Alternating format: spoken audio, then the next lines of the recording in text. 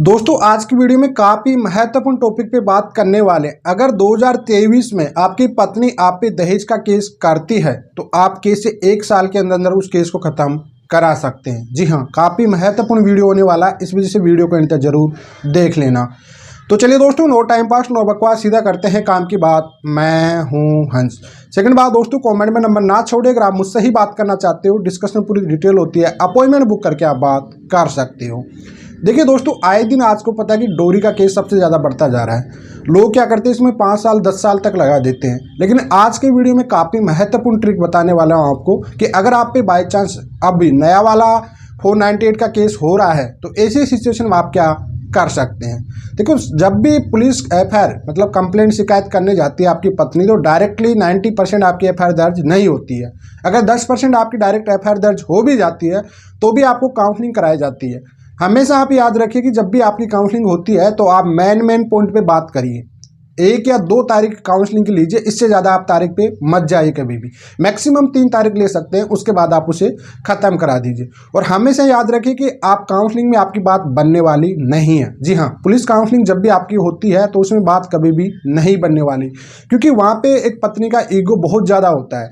Demand भी अगर आप उस वहाँ पे सॉर्ट आउट करने की कोशिश करेंगे तो भी आपकी वहाँ पे सॉर्ट आउट नहीं होगी। इस वजह से आपको सबसे पहले ये चीज़ याद रखना है कि भैया आपको वहाँ पे 2 या 3 डेट अपनी बात रखना है, उसके बाद आप कह देना है, क्लोज करा देना है एप्लीकेशन देके कि साहब अब ये स्वतंत्र है, हमारी बात नहीं बन सकती।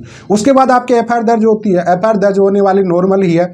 अगर उसमें नॉर्मल सेक्शन लगे हुए हैं, जैसे 498 का, 323 का, 504, 506 नॉर्मली फैमिलीज के नाम है, 120 34 100 करके, तो आपको बेल लेने की कोई जरूरत है नहीं। अगर फैमिली के नाम ज़्यादा ऐड हो चुके हैं उसमें, तो आप कोशिश करिए कि IO इन्वेस्टिगेशन ऑफिसर जो भी बनता है उससे कॉन्टेक्ट करिए आप, और इन्वेस्टिगेशन में सपोर्ट करिए। मैक्सिमम पुलिस भी नाम निकाल देती है, लेकिन आज की डेट पे सुनने में आता है कि पुलिस बहुत पैसों की डिमांड करती रहती है। अगर आपको लगता है कि वाकई पुलिस बहुत ज़्यादा डिमांड कर रही है तो आप रिलेटेड केस से आप जजमेंट ढूंढिए। काफ़ी अच्छी जजमेंट है, और हाई कोर्ट में 482 CRPC में लगा दीजिए क्यूज के लिए।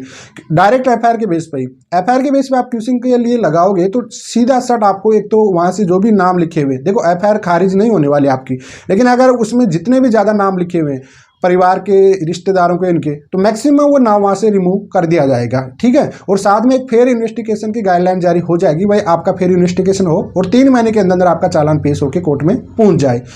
देखो, चालान पेश होने में बहुत टाइम लग जाता है, लेकिन आप हाई कोर्ट जाने में एक फायदा होता है कि एक तो परिवार के जो भी रिश्तेदारों के नाम है वो निकल जाएंगे, फालतू के सेक्शन निकल जाएंगे, साथ ही में आपका एक फेयर इन्वेस्टिगेशन गाइडलाइन जारी हो जाएगी।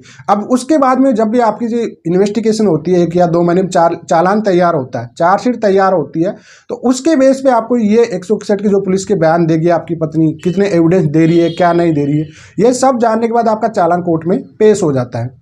अब चार्ज फ्रेम होता है, आपको लगता है कि वाकई आपकी जो चार्जशीट है उसमें किसी भी प्रकार का कोई एविडेंस नहीं आया गया, पूरी मौखिक रूप से बोला गया कि साहब ऐसा किया गया, वैसा किया गया, सिमिलरी टाइप की एक ही स्टोरी है, सभी का एक्सप्लेन नहीं है, किसी की जो भी माता पिता किसी का भी बताया, किसी का भी नहीं, तो ऐसी सिचुएशन आप कोशिश करिए, या तो आप अगेन दोबारा हाई कोर्ट में क्यूज के लिए जाइए, या फिर आप जाइए डिस्चार्ज के लिए। जी हाँ, डिस्चार्ज में आपका 99% सोल्यूशन मिल जाता है। 30% ऑप्शन होते हैं कि डिस्चार्ज आपका केस में जब कोई एविडेंस वगैरह कुछ नहीं आते हैं, तो ऐसी सिचुएशन में आपका डिस्चार्ज हो जाता है। बिना ट्रायल भी आप केस को खत्म करा सकते हो, और उसके बाद भी आप एक एप्लीकेशन और लगाए क्योंकि काउंसलिंग करने के लिए, तो वहाँ पे भी एक काउंसलिंग कर सकते हो आप बैठ के, क्योंकि पति और पत्नी को दोनों को एहसास हो जाता है उस समय तक कि भैया अब केसों में कोई लेना देना नहीं है, टाइम मनी दोनों वेस्ट होने वाले। अगर हम लड़ते रहेंगे तो इसमें सालों खराब हो जाएगी। तो दोनों पार्टी का जो अहंकार होता है वो कहीं ना कहीं खत्म हो जाता है, और इस बेस के आधार पर आप इस ट्रिक के आधार पे आप अपने केस को 1 ही साल के अंदर अंदर खत्म करा सकते हैं। जी हाँ, बहुत शॉर्ट ट्रिक है, नहीं तो अगर आप ट्रायल में चले गए तो ट्रायल में तो फिर बहुत समय लग जाएगा ज़्यादा। यहाँ ही तक बिना ट्रायल तक आपके पास इतने ऑप्शन है कि आपके केस को जल्दी से जल्दी फास्ट ट्रैक की तरह आप जल्दी से जल्दी खत्म करा सकते हैं। तो आइए दोस्तों, आपका जो डाउट रहता है इस वीडियो में पूरा क्लियर कर दिया।